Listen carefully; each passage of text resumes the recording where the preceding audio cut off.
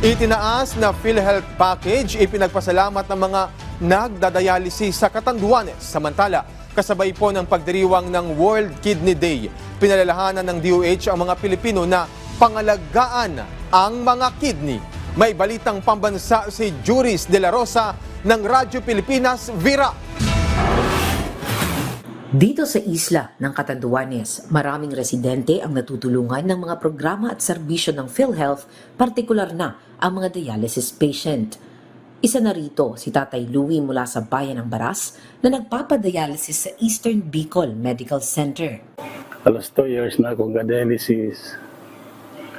Alas covered man ng gabis. Gabos tabi ng PhilHealth.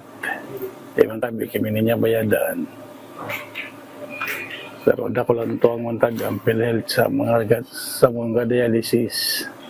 Isa lamang yan sa mga katuparan ng pangako ni Pangulong Ferdinand Marcos Jr. na hindi maaapektuhan ng mga programa ng PhilHealth. Sa katunayan, ang dating benepisyo para sa hemodialysis na 4,000 piso, ngayon ay mahigit 6,000 piso na o halos 1,000,000 piso kada taon. Meron po tayong 3 hospitals na nakikater nito. Ang JMA sa San Andres, ang CDHI, isang private hospital at saka ang EBMC.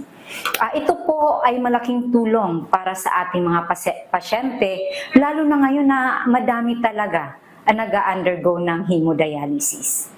Batay sa tala ng PhilHealth Bicol, umabot sa 40 million pesos ang dialysis claim sa Catanduanes nitong nagdaang taon, habang 1.1 billion pesos naman sa buong rehiyon. Nananawagan naman ang Department of Health ng tamang pangangalaga ng ating kidneys.